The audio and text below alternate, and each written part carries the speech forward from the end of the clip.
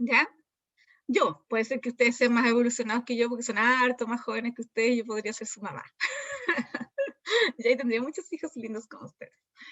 Bueno, y me pueden interrumpir, chiquillos, ¿ya? Así que cualquier consulta me interrumpen. Entonces es importante conocer y saber qué es la enseñanza de aprendizaje, porque quizá ustedes están en la universidad, nosotros les enseñamos, ustedes aprenden, pero, pero igual tenemos que tener estas bases sólidas porque ustedes después van a tener que educar a sus pacientes. Por lo tanto, necesitan estrategias para que ustedes puedan educar de buena manera a un paciente, ya sea de manera individual o grupal.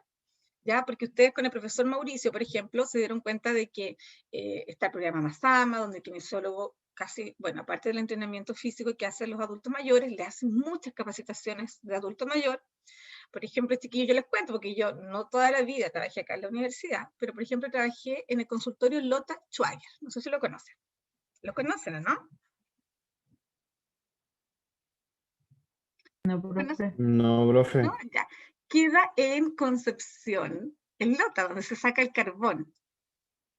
¿Ya? Era un consultorio muy pobre, chiquitito, que queda a la orilla de la playa, en una ciudad bastante pobre también, porque después del carbón, ¿no es cierto?, esa ciudad quedó sin trabajo. Por lo tanto, una ciudad bastante pobre, y ahí yo era kinesióloga de la sala IRA. ¿Ya? Entonces yo tenía 44 horas, yo era jovencita, recién egresada a la universidad. Entonces resulta que tuve que hacer todas estas capacitaciones a parvularias, a profesores, y a todos enseñarles qué eran las IRA, que eran las infecciones respiratorias agudas. ¿Ya?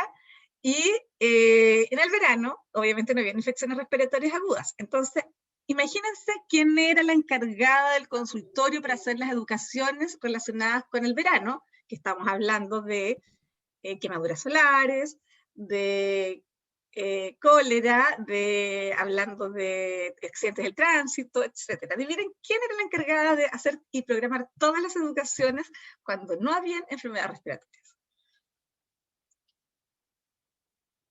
¿Usted? El kinesiólogo, y en ese caso era yo. Por lo tanto, es muy importante, ¿no es cierto?, comprender qué es y por qué vamos a enseñar. Entonces, y eso me le va a servir a ustedes para poder como contextualizarse un poco en base a lo que ustedes están haciendo acá en la universidad. Ya vamos a hablar un poquito de esta parte quizá un poco más latera, porque son definiciones, pero les va a servir, ¿ya? Porque siempre el aprendizaje es un proceso, ¿ya? Eso tienen que tenerlo claro. O sea, ustedes están en un proceso de aprendizaje donde están generando nuevas conductas, ¿ya? Eso no quita que ustedes tengan experiencias previas, ¿no es cierto? Porque todos saben quizás lo que hace un kinesiólogo y uno nunca puede pensar que un estudiante o una persona que yo le voy a enseñar algo, en este caso sus pacientes, no saben nada. Siempre algo se sabe, siempre. ¿Ya? O hay alguna noción, o hay algo que quedó en nuestro cerebro, en nuestro subconsciente, siempre hay algo. Entonces yo como profesora no puedo pensar que mis estudiantes son unos ignorantes, ¿ya? Puede ser que no sepan algunas cosas, pero algo vieron alguna vez o algo les va a hacer ruido respecto a esto. Y vamos a ver por qué es importante trabajar en base a la experiencia. ¿Ya? Entonces siempre yo voy a adquirir una nueva conducta, un nuevo aprendizaje, ¿ya? Siempre es eso.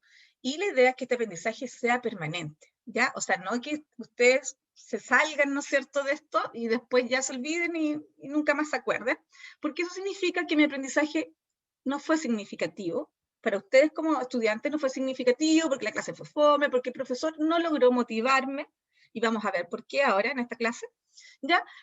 Y yo como profesora, terriblemente frustrada, porque en realidad si mi aprendizaje no fue significativo, no es por culpa de mis estudiantes, es porque mis estrategias no fueron las mejores. ¿Ya? Eso es muy importante.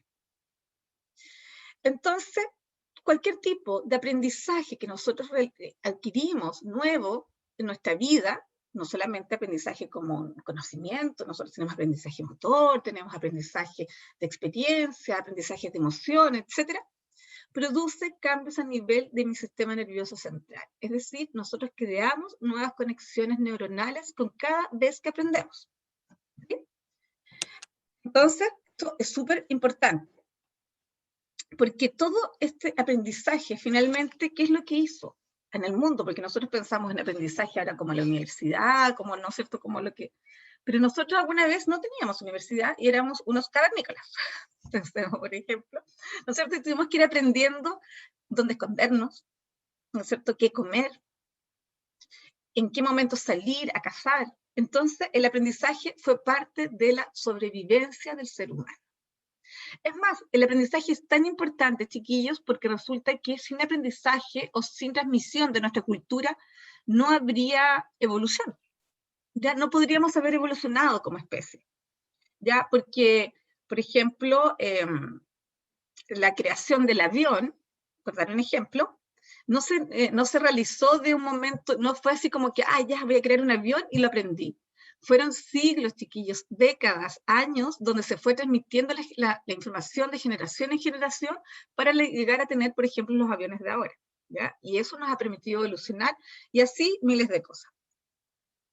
Entonces, podemos resumir, ¿no es cierto?, que el aprendizaje es una adquisición intrínseca, o sea, yo aprendo porque yo quiero aprender, pero también aprendemos de manera inconsciente, y lo vamos a ver más adelante.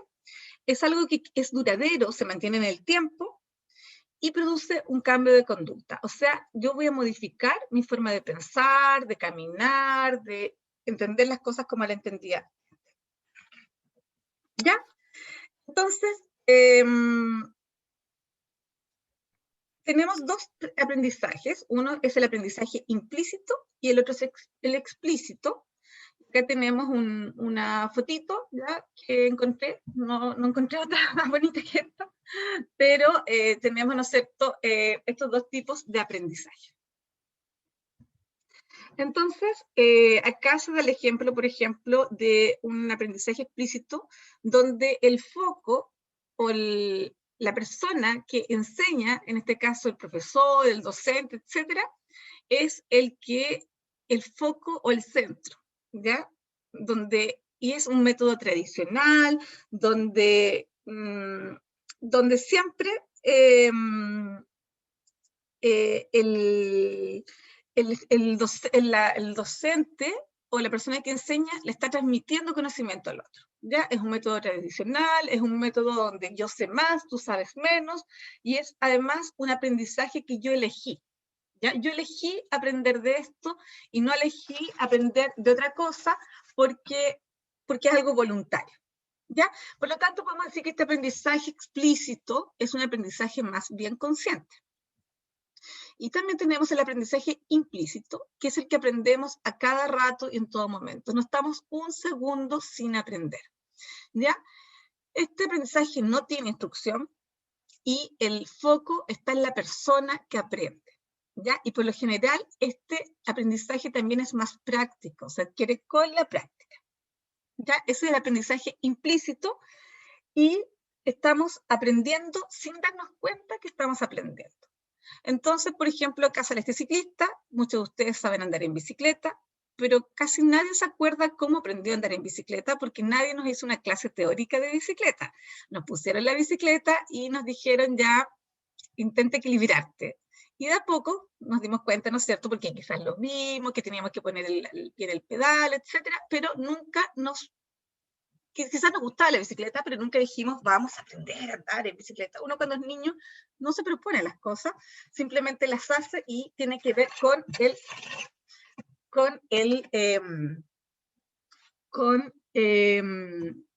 lo que nosotros, ¿no es cierto?, el aprendizaje implícito nosotros no queremos lograr nada, solamente se da. En el otro sí queremos lograr. Bueno, ambos son aprendizajes, uno es voluntario y el otro es involuntario, pero siempre estamos aprendiendo. Ahora, es importante también no separar el aprendizaje y la memoria, porque nosotros necesitamos memorizar para poder generar aprendizaje, sobre todo el aprendizaje explícito, no el que yo aprendo de manera automática sin darme cuenta que estoy aprendiendo, ¿ya? Por lo tanto, son inseparables.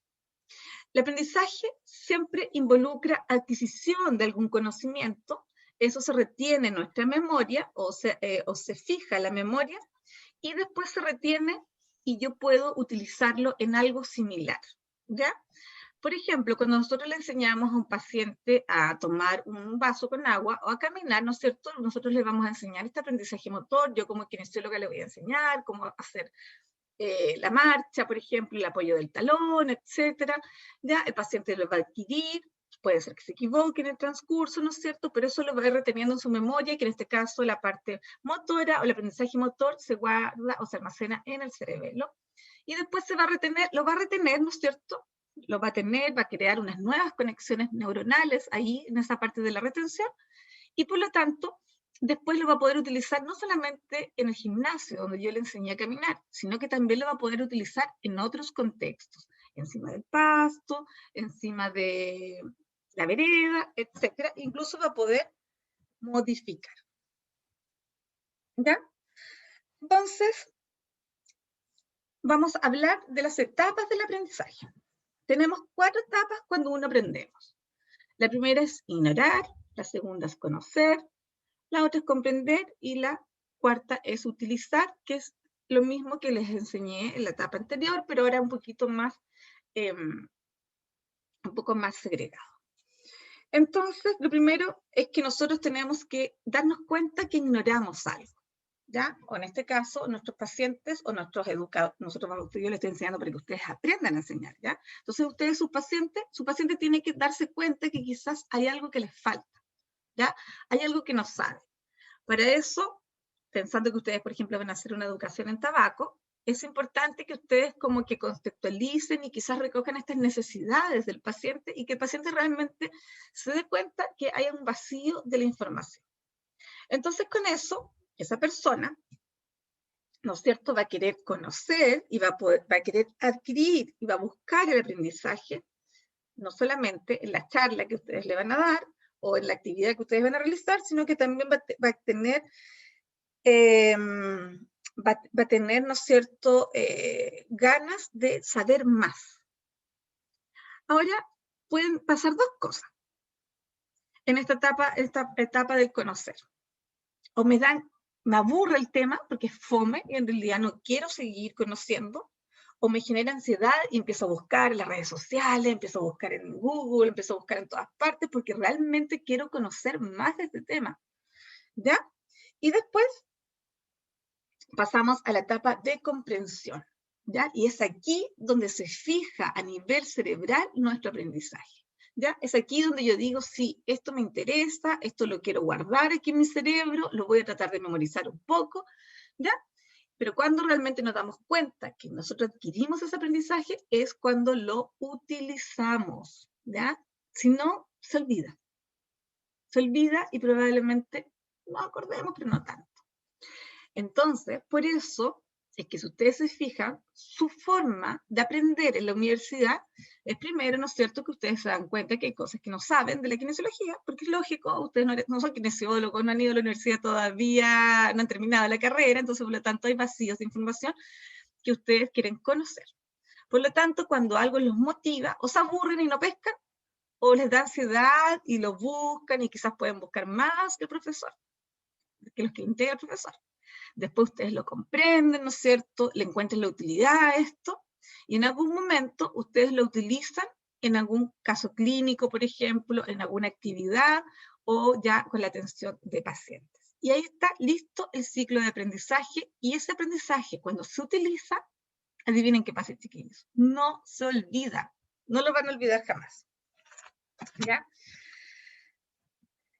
Entonces, hay algo muy interesante que se llama el aprendizaje significativo, que hay un autor que se llama Ausubel, Ausubel, escribe con A, solamente no con A-U-S-B, y él habla respecto al aprendizaje significativo, y es cómo nosotros logramos, respecto a las personas que educamos, un aprendizaje significativo.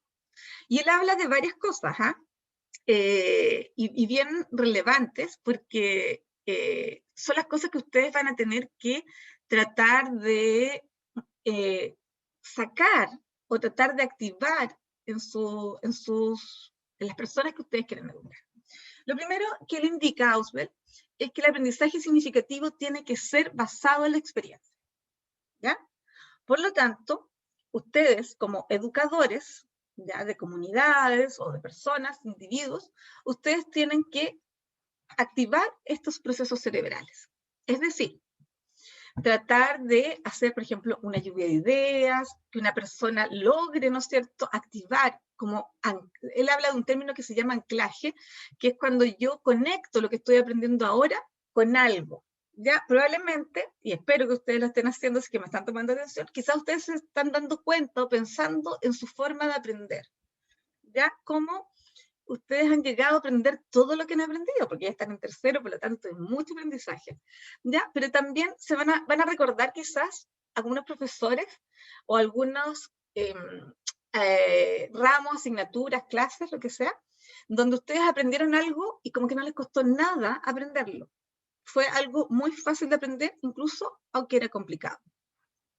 Porque cuando yo logro hacer este anclaje y lo relaciono con mi vida personal, ¿no es cierto? Y mis experiencias previas se genera un anclaje a nivel cerebral. Por eso es tan importante conceptualizar, preguntar, involucrar al estudiante en lo que está pasando, en lo que está viviendo.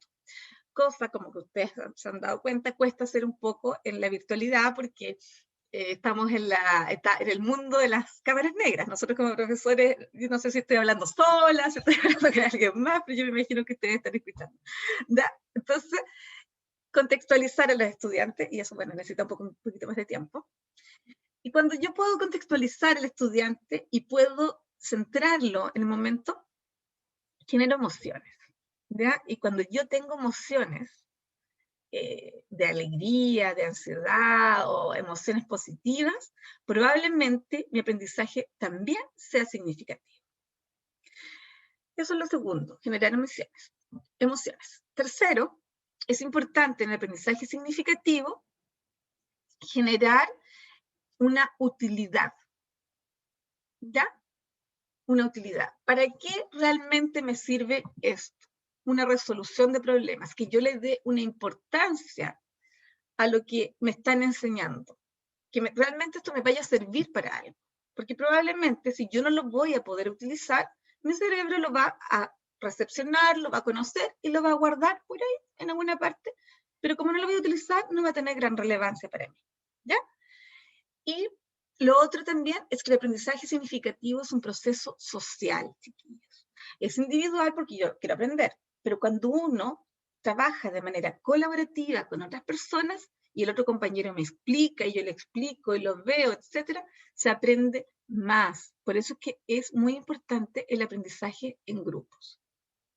¿Ya? Eso. Ahora, ¿cuál es el rol? El rol de el facilitador del aprendizaje, que en este caso van a ser ustedes como kinesiólogos, es poder transmitir esta información y que el aprendizaje sea significativo, que pase más que ser una simple charla, una visión, como decía Pablo Freire, que le subí un artículo ahí en Platea, donde se habla de la educación bancaria, que yo transmito la información a alguien que ni siquiera me está escuchando y como que yo los tomo como tablas rasas, que no saben nada y que no tienen nada que aportar porque yo soy la conocedora de todo, ¿ya? Por lo tanto, no voy a generar un aprendizaje significativo y ese era el aprendizaje de antes, ¿ya? Cada vez ustedes se van a dar más cuenta, porque está muy estudiado, que el aprendizaje significativo se utiliza en el hacer. Ya el conocer es una parte, pero en el hacer es cuando yo realmente aprendo. ¿Ya? Entonces el rol del facilitador, o de, por ejemplo, en este caso, el profesor, vamos a hablar de profesor, tiene un rol de acompañar este aprendizaje, pero no de dar la solución. ¿Sí? No dar la solución. Por lo tanto, es importante que nosotros vayamos como que el estudiante, o en este caso su público objetivo, como que descubra algo, como que lo vaya aprendiendo como por sí solo, ustedes darle alguna actividad o darles una parte de conocimiento teórico y después algo que ellos pueden realizar, que puedan ejecutar y que les den un sentido a su vida. Ahora, es bien interesante todo esto porque ustedes se van a dar cuenta que bueno, generalmente todas las enfermedades están más en los adultos mayores, más que bueno, va a depender del público objetivo, eso no se sabe, pero depende del público que a ustedes les va a tocar donde trabajen. Pero también es importante que ustedes sepan que hay una gran diferencia, entre la pedagogía y la andragogía. ¿Ya? La andragogía es la forma en que aprenden los adultos y la pedagogía es la forma en que aprenden los niños. ¿Ya? Por lo tanto, nosotros a ustedes como estudiantes los tratamos como adultos. A veces los tratamos con mucha pedagogía también, ¿ya? Pero el aprendizaje centrado en adultos se llama andragogía y es un aprendizaje donde se abarca todo esto que yo les enseñé, ¿ya? Donde es un aprendizaje más que nada implícito, donde ustedes quieren aprender y aprenden sin saber que están aprendiendo, porque la mayoría de las veces podrían estar ejecutando actividades, y también tienen un aprendizaje explícito, porque ustedes van a aprender, ¿ya? Y tiene que ver con, también la andragogía tiene que ver con algo que ustedes eligieron, o sea, esto es voluntario, ustedes tienen expectativas, tienen emociones involucradas, tienen conocimientos previos, y tienen metas que cumplir y tienen un objetivo común o un objetivo de poder sacar una carrera. En cambio, un niño, la pedagogía, los niños por lo general están más relacionados con un aprendizaje más explícito o un aprendizaje más tradicional, sobre todo en algunos colegios donde el profesor les da la información y el deseo de aprender cosas así como tan estructuradas es menor porque los niños quieren jugar. En cambio, en el caso de ustedes es distinto porque tienen una motivación intrínseca que los hace querer estudiar, ¿ya? Porque es algo que ustedes eligieron para su vida. Entonces, es muy interesante. Pero también tenemos la gerontología, ¿ya? Que es el aprendizaje en los adultos mayores, chiquillos. Entonces, hay un tema muy importante ahí, porque nuestros adultos mayores tienen 75 años en este momento, probablemente a ustedes les va a tocar atenderlos, y nuestros adultos mayores en Chile, hay un estudio, por ejemplo, de la Católica, que indica que nuestros adultos mayores manejan un promedio de 500 palabras, ¿ya? Porque tenemos muchos adultos mayores que son alfabetos funcionales, pero nunca terminaron la educación. Por lo tanto, yo no les puedo hablar de manera muy rebuscada porque mis adultos mayores no me van a entender, ¿ya? Imagínense que un adulto mayor tiene esa cantidad de palabras, 500, y un niño de 5 años también tiene la misma cantidad de palabras. Entonces, ellos son muy funcionales, pero muchos no comprenden quizás lo que nosotros les vamos a enseñar. ¿Ya? Eso por un lado. Y por otro lado, la gerontología o los adultos mayores no piensan a largo plazo. Ellos, sus expectativas son en la hora. ¿Se fijan? Porque un adulto mayor o sea, las personas adultas mayores también piensan que en cualquier momento su proceso acaba. Entonces, es importante motivarlos en el aquí y en el ahora. Lo otro a considerar con la gerontología o los adultos mayores, personas mayores como se denominan ahora, son las expectativas de lo que tienen, centrar mucho en la experiencia, porque un niño, por ejemplo, no tiene una experiencia que compartir, pero los adultos mayores sí tienen experiencia que compartir y además ven mucha televisión y tienen muchas cosas que compartir. Y lo otro es que el adulto mayor aprende cuando confía en la persona que le está transmitiendo la información, cuando son dignos de su confianza. Así que es un mundo muy interesante este del aprendizaje que estamos recién partiendo con esta primera semana, pero me gustaría ahora que ustedes participaran, aunque sea un poquito, y me contaran su experiencia de aprendizaje, ¿ya? Sus experiencias de aprendizaje han sido significativas, o de repente hay cosas que les han gustado más, cosas que les han gustado menos. ¿Cómo ustedes piensan que es su experiencia de aprendizaje en la actualidad?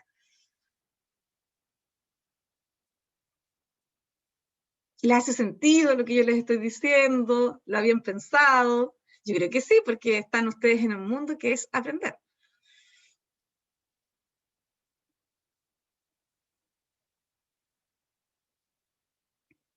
Así que los escucho. Benjamín tiene silenciado su teléfono, su computadora. Nada, iba a decir que, puta, igual lo que voy a decir tampoco es como que pueda influir mucho porque voy a hacer una comparación respecto Pero a no importa, a aquí cómo si empecé. quiere dejo de grabar. Voy a dejar de grabar. No, no. No, no, si no es una comparación entre personas, me refiero a una comparación entre el pasado y ahora. En términos de que yo entré al primer año de universidad, que se supone que cuando es el cambio